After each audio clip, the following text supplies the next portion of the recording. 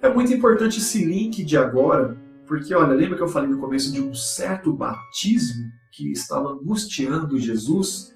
E ele vai servir de link para o assunto do próximo episódio, principalmente pegando Lucas capítulo 12, que vai estar alinhado com a continuidade de Mateus 24, tá? Então esses textos a seguir estão justamente para ser um link do que a gente vai ver depois. O curioso, se a gente pode dizer que é curioso, é que Jesus, né, o príncipe da paz, ele faz afirmações que parecem contrárias a esse status, né? Veja aí o versículo que diz assim: vim lançar fogo na terra, e que mais quero se já está aceso? Importa, porém, que seja batizado com um certo batismo, e como me angustio até que venha a cumprir-se. Cuidai vós que vim trazer paz à terra? Não, vos digo, mas antes dissensão. Lucas 12, de 49 a 51. Né? Então veja só, esse certo batismo que Jesus fala, esses versos aqui, se eles são tratados isolados, pode causar um grande problema. Mas vamos ver as partes. Então, se a gente pega o que Jesus disse aqui isoladamente, pode ser o que alguns falam de contradições da Bíblia. Ele é o príncipe da paz, mas ele veio trazer espada e não veio trazer paz. Jesus ele veio lançar fogo na terra, mas na verdade esse fogo que ele veio lançar já está aceso. Então, se isso é tratado fora de contexto, pode causar muita confusão nas interpretações, tá? Então veja que Jesus disse que veio lançar fogo, mas o que ele poderia querer mais se o fogo já estava aceso? No contexto imediato, né, que é dentro desse mesmo texto, Jesus fala que é importante que os seus, né, passem por um certo batismo.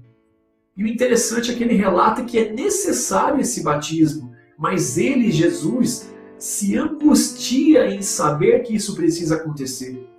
Ora, que tipo de batismo é esse que é necessário, mas causa angústia a Jesus?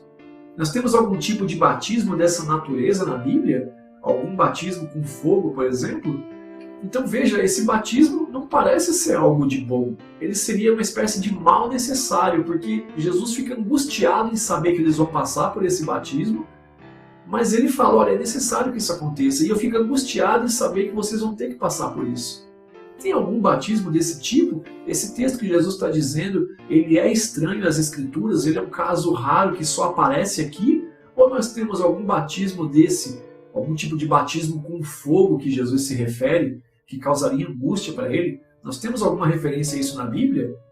E a resposta é, temos. Vamos ver qual seria então? João Batista testifica desse batismo com fogo. E agora você vai ficar confuso aí, eu tenho certeza que vai te mudar um pouco a sua forma de ver. Olha, em Mateus no capítulo 3, o verso 10, 11 e 12, vão trazer para a gente uma ideia do que seria isso. Veja o que João Batista, tá? Não o apóstolo, o Batista mesmo, veja o que ele fala momentos antes de batizar Jesus no Jordão. E também agora está posto o machado à raiz das árvores. Toda árvore, pois, que não produz bom fruto, é cortada e lançada no fogo. E eu, em verdade, vos batizo com água, para o arrependimento. Mas aquele que vem após mim é mais poderoso do que eu, cujas alparcas não sou digno de levar, algumas traduções vão dizer desatar as sandálias, né? Ele vos batizará com o Espírito Santo e com fogo. Em sua mão tem a pá, e limpará sua eira, e recolherá no celeiro seu trigo, e queimará a palha, com fogo que nunca se apagará.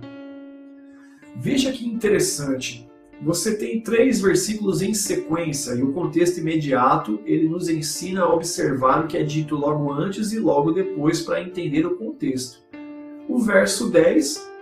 fala do machado posto à raiz das árvores, a árvore que não produz bom fruto é cortada e é lançada no fogo, ela é destruída, porque ela não produz bom fruto. O versículo 11, João aqui é muito importante isso, João fala, eu batizo vocês com água, que é para lavar, para o arrependimento, O batismo com arrependimento parte da pessoa dizer que está arrependida, fazer a profissão de fé e ser batizada na água. Aí ele coloca um contraponto, ó, mas, tá, uma conjunção adversativa que exprime ideia contrária à oração anterior, mas aquele que vem depois de mim é mais poderoso que eu e eu não posso nem desatar as sandálias dos pés. Tá? Aqui é um versículo que está trazendo uma conotação de humilhação, de humildade. Ele vos batizará com o Espírito Santo e com fogo. E veja que ele faz um contraponto de água e fogo, Espírito Santo e arrependimento.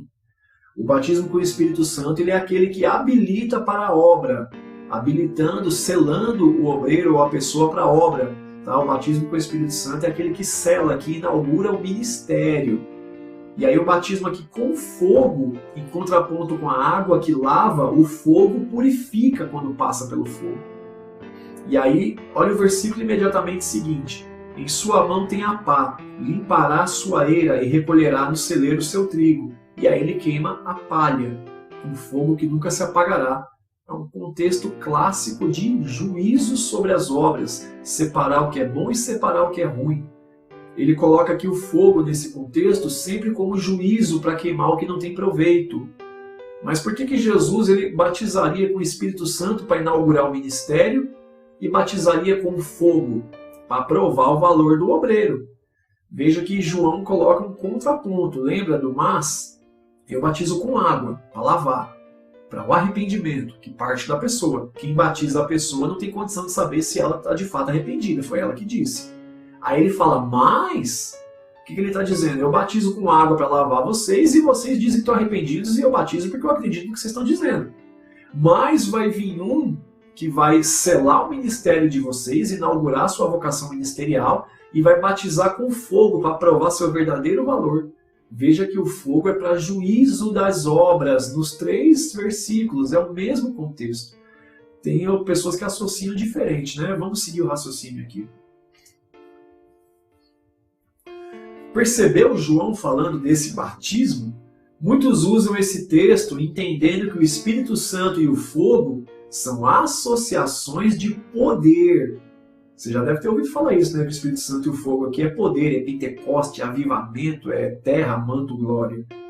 Mas o contexto do fogo nos 3 versículos é de juízo para as obras más, para os frutos maus. Entenda bem o conceito. Juízo não é necessariamente mal por definição. Ele é mal para aqueles que são condenados por seus crimes ou suas obras más. Então veja que as pessoas têm medo do juízo, do julgamento. O julgamento só é ruim para quem tem culpa no cartório e é condenado. Se você é inocente e você é absolvido, julgamento e juízo não é ruim para você. Entendeu esse conceito? A palavra juízo ela traz uma ideia de juízo final, destruição. O juízo é ruim para quem cometeu um crime, é culpado e vai ser condenado. Quem é inocente e não cometeu crime, ainda que passe pelo juízo, ou as suas obras passem pelo juízo, pelo julgamento, vai ser absolvido porque é inocente. Entendeu o conceito?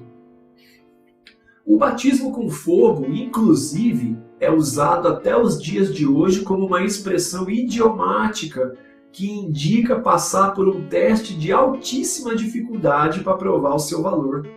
Tem música que chama batismo com fogo, tem filme que chama batismo com fogo. É um termo usado para mostrar que você vai passar por uma situação de altíssima dificuldade para mostrar que veio. Tá? Esse conceito do batismo com fogo, ele vem dos manipuladores de metais, desde os tempos antigos, que provavam a pureza do metal em altíssimas temperaturas. Paulo mesmo ele usa esse conceito algumas vezes. Esse termo foi popularizado por Napoleão Bonaparte, por exemplo, quando ele falava com seus soldados novatos. Ele levava os soldados novatos para algumas missões e ele chamava de batismo de fogo, para saber se os meninos ali, se os novatos, tinham o que era necessário para ser um soldado de Napoleão Bonaparte. Tá? E esse conceito de purificar o metal em altíssimas temperaturas de fogo, você vai ver que, por exemplo, Deus... Ele na carta que escreve em Apocalipse à igreja de Laodiceia, que trabalhava com ouro, ele fala para elas, vocês têm que comprar do ouro que eu passei pelo fogo e purifiquei, porque o meu ouro é puro. Você vai ter Paulo várias vezes usando esse termo de que o metal ele passa pelo fogo para mostrar a sua pureza, ele é refinado no fogo. Então não é um conceito estranho. Então veja que o fogo, no contexto que nós lemos agora há pouco, traz a ideia clara de purificação, passar no fogo para provar o valor, para ver a sua pureza. Lembre-se sempre do contraponto. João ele fala, eu batizo com água para lavar, né, as pessoas, e para o arrependimento, que a pessoa se diz arrependida, procura ele e fala, eu quero batizar. Mas a pessoa que batiza não conhece a intenção do que está sendo batizado. E aí ele fala, mas vai vir um depois de mim, que ele batiza com o Espírito Santo, né, que ele sela, inaugura, começa o ministério da pessoa, habilita a pessoa para a obra, e ele batiza com fogo, porque aí ele passa lá no fogo para provar o seu valor, para saber se ela é purificada, se ela é de valor verdadeiro, para poder desempenhar o ministério. Entendeu? Faz mais sentido agora, pensando no que Jesus quis dizer, não é certo? Pois bem, Jesus ele se refere exatamente à sua primeira vinda neste mundo e os seus ensinamentos servirem como uma espécie de fogo que provaria o verdadeiro valor daqueles que se passassem por essa prova de fogo para segui-lo. Então veja que Jesus está angustiado porque ele sabe, fala, o que eu estou ensinando a vocês aqui, a doutrina que eu estou passando, o que eu estou pedindo para vocês fazerem no meu nome, os lugares para onde vocês vão ser levados, interrogados, perseguidos, presos, é uma espécie de batismo de fogo para vocês poderem provar o valor de vocês diante das altíssimas temperaturas, das grandes dificuldades. Essa é a razão por que Jesus está angustiado. Ele fala, é necessário, porque eu preciso saber quem é verdadeiro. Eu me angustio com esse certo batismo que vocês têm que passar. Percebeu como é que faz todo sentido o que Jesus está dizendo com o batismo que João se referia? A sua angústia em saber disso refere-se principalmente a ele saber as duras provações as quais os discípulos passariam para provar o valor de sua fé nas palavras que ele os estava ensinando. Porém, era necessário isso acontecer para lhe servir de testemunho. Certo? Mas e a espada, né? E a dissensão que Jesus se referia?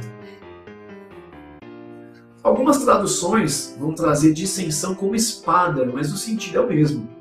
O versículo diz, cuidai vós que vim trazer paz à terra? Não, vos digo, mas antes dissensão, ou espada em algumas traduções. Dissensão quer dizer o quê? Olha aí, falta de concordância a respeito de algo, divergência, discrepância, estado de litígio, desavença, conflito, disputa. A intenção de Jesus é dizer que antes da paz que eles esperavam que ele trouxesse, conforme as profecias messiânicas, né, no Antigo Testamento, haveriam conflitos e disputas devido aos seus ensinamentos e à sua postura em relação ao comportamento dos homens diante de Deus. Jesus está dizendo, olha, eu vim trazer, antes da paz, eu vim trazer dissensão, espada. Por quê? Porque o que ele ensinaria e a postura que ele ensinaria diante do comportamento dos homens, comportamentos pecaminosos, comportamentos que vão contra os ensinamentos que ele estava dando sobre a palavra de Deus, geraria desagrado em algumas pessoas. As pessoas que se sentissem confrontadas pelo ensinamento de Jesus, exortando elas a fazer as boas obras, seguir o bom caminho, a boa fé, isso geraria conflitos, como gerou. Quantas guerras não foram geradas, inclusive, né, por causa dessas disputas de diferenças de ideologia, de doutrina, de ensinamento. Nós temos aí a guerra considerada Guerra Santa, nós temos disputa, né, de islâmicos palestinos contra judeus, árabes contra judeus. Tudo isso vem desde lá atrás, né, quando há o conflito de crenças ali. Nós estamos falando aqui sobre divergências e posicionamentos escatológicos. Hoje é tudo mais amistoso, mas antigamente, se um concordava com a fé do outro, pela fé ele matava. Baseado na fé que ele defendia, ele matava os outros, entrava na cidade, ele acabava com tudo. Então Jesus está dizendo isso. O ensinamento que eu venho trazer, o conflito que eu coloco diante dos homens sobre as suas obras más, a sua conduta má perante as outras pessoas, os que não amam o próximo, os que não são solidários, o que eu vim trazer para vocês vai gerar dissensão, disputa, conflito, espada, discrepância, divergência. Então, antes da paz que eu vim trazer, vai ter essa dissensão. Porque nem todo mundo vai concordar, ninguém vai aceitar ser confrontado, ser dito que está vivendo de maneira errada. É a isso que Jesus se refere.